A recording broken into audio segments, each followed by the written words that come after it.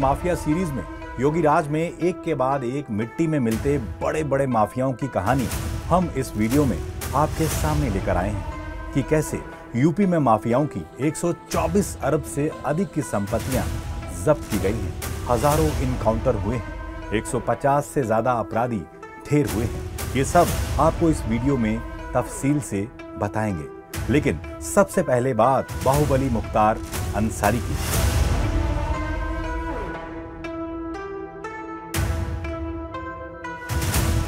जराइम की दुनिया में एक कद्दावर नाम था मुख्तार अंसारी का। 6 फुट 2 इंच की हाइट वाले मुख्तार का कद जुर्म की दुनिया में कहीं ऊंचा था। मुख्तार की पहचान 5 बार के विधायक के तौर पर नहीं बल्कि पूर्वांचल के सबसे बड़े बाहुबली माफिया के तौर पर होती रही। लेकिन अब कुख्यात माफिया और 5 बार मऊ से विधायक मुख्तार अंसारी की कार्डियक अरेस्ट से मौत के साथ ही यूपी में माफिया राज का एक बड़ा चैप्टर क्लोज हो चुका है। मुख्तार अंसारी की मौत भले ही दिल की धड़कन थमने से हुई हो, लेकिन माफिया मुख्तार का खात्मा कुछ वक्त पहले ही हो चुका था। यूपी और माफिया राज ये दोनों एक ही सांस में बोले जाने वाले अल्फाज थे। आज से नहीं, पिछले 4 दशक से 80 के दशक के आखिरी सालों में पूर्वांचल के माफियाओं के दबदबे की शुरुआत होती है। रेलवे टेंडर, रंगदारी, फिरौती से लेकर कॉन्ट्रैक्ट किलिंग का धंधा जोर पकड़ने लगा। इस दौर में नेताओं को माफियाओं का इस्तेमाल चुनाव जीतने के लिए शुरू करना पड़ा। बूथ कैप्चरिंग हो या लोगों को धमकाकर वोट गिरवाना, माफिया नेताओं के खूब काम आ रहे थे। यूपी से माफियाओं की राजनीति में एंट्री का चलन भी शुरू हुआ।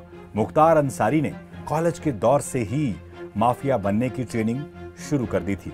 मुख्तार ने गाजीपुर इंटर कॉलेज में पढ़ने के दौरान ही साधु सिंह का गिरोह ज्वाइन कर लिया। ये पूर्वांचल में माफिया राज के दिन थे, लेकिन मुख्तार किसी का गुर्गा बनने नहीं आया था। इस दौरान मुख्तार की अदावत दूसरे गैंग से ताल्लुक रखने वाले ब्रजेश सिंह से हो गई थी।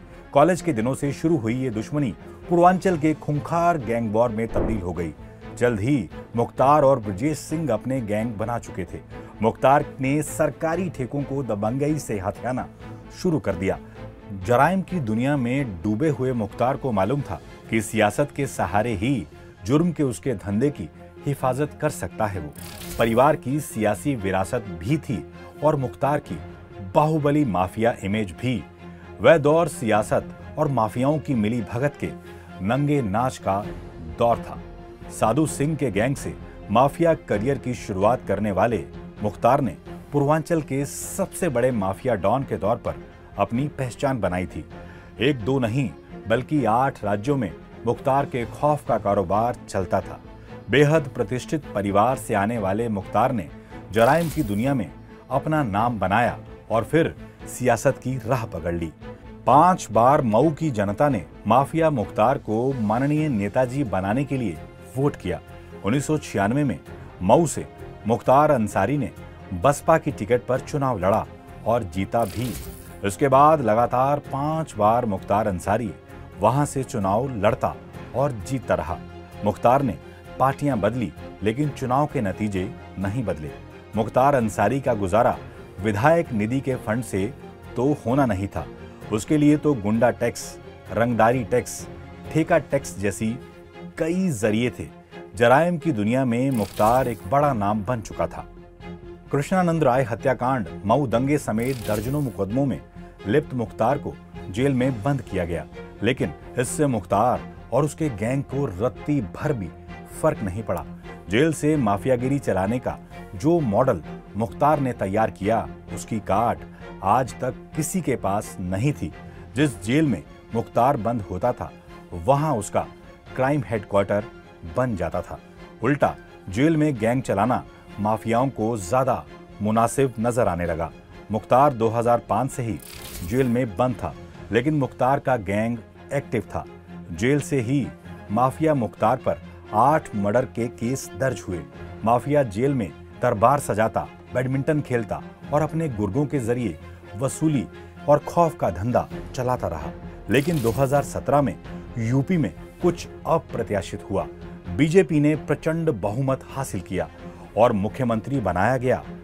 गोरक्षपीठ के पीठाधीश्वर और गोरखपुर के सांसद योगी आदित्यनाथ को ये फैसला कईयों के लिए चौंकाने वाला था। लेकिन पूर्वांचल से आने वाले योगी आदित्यनाथ ने माफिया राज ना सिर्फ देखा था, बल्कि मुख्तार हो या अतीक, दोनों से योगी का सामना भी हुआ। यूपी के सर्वे सर्वा बनने के बाद योगी आदित्यनाथ ने माफिया राज का फन कुचलने की कसम यूपी की विधानसभा में खाई थी। योगी ने दो टूक कहा कि माफिया या तो अपराध छोड़ दें या उत्तर प्रदेश, वरना उन्हें मिट्टी में मिला दिया जाएगा। और फिर शुरू हुई माफिया को मिट्टी में मिलाने की कहानी उस उत्तर प्रदेश में, जहां माफियाओं का समानांतर सरकार चलाना एक आम सी बात थी। कुछ आंकड़ों के जरिए आपको 2017 से यूपी में माफिया राज के खात्मे की कहानी समझाते हैं। पिछले 7 सालों में उत्तर प्रदेश में माफियाओं की 124 अरब से अधिक की संपत्तियां जब्त की जा चुकी हैं या अवैध कब्जे से मुक्त कराई गई हैं। पिछले 7 सालों में 24,743 से अधिक अपराधियों को स्पीडी ट्रायल चलाकर सजा दिलाई गई। यूपी पुलिस ने 6 सालों में 10,000 से अधिक इनकाउंटर किए हैं। अब एक नजर डालते हैं योगी राज में निपटे बड़े माफियाओं पर। प्रयागराज में खौफ का दूसरा नाम था अतीक अहमद। अतीक के ऊपर हाथ डालने की हिम्मत किसी सरकार ने नहीं की।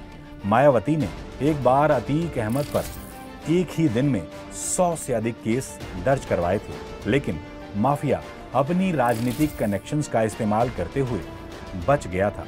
लेकिन योगी सरकार माफियाओं के बचने के लिए कोई चोर दरवाजा नहीं छोड़ना चाहती थी।